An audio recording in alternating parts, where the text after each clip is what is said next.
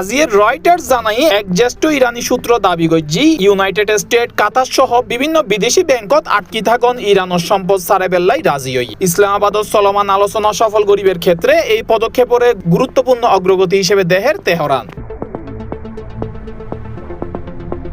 নাম প্রকাশে অনিচ্ছুক ওই সূত্র জানাই অর্থসার গরিবের বিষয়ও সরাসরি যুক্ত আছে স্ট্রেট অফ হরমুজ লইনে নিরাপদ নৌ চলাচল নিশ্চিত গরিবের ওয়ারে, যা আলোচনার অন্যতম প্রধান ইস্যু হইতে পারে। আরেকখান ইরানি সূত্র জানাই প্রায় $6 বিলিয়ন মুক্ত গরিবের বিষয়ে সম্মত হই। তবে এই বিষয়ে তাৎক্ষণিকভাবে কোনো আনুষ্ঠানিক মন্তব্য ন দেয় যুক্তরাষ্ট্র। একই ওয়ারে কাতারের পররাষ্ট্র মন্ত্রণালয়ও এই ব্যাপারে কোনো প্রতিক্রিয়া ন জানাই। প্রায় $6 বিলিয়ন অর্থ 2018 সালত জব্দ করা হইল।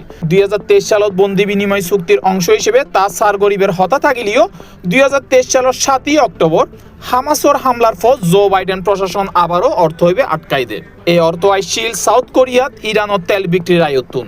2018 সালত ডোনাল্ড ট্রাম্প প্রশাসন ইরানের উদ্দি নিষেধাজ্ঞা পূর্ণবহাল করলি দক্ষিণ কোরিয়ার ব্যাংকত এই অর্থ ব্লক হয়ে যায়।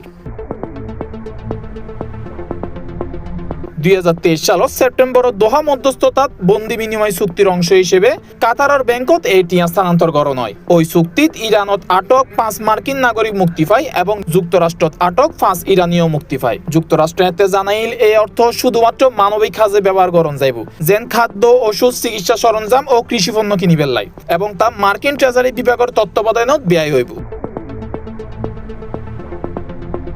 International desk C+ TV।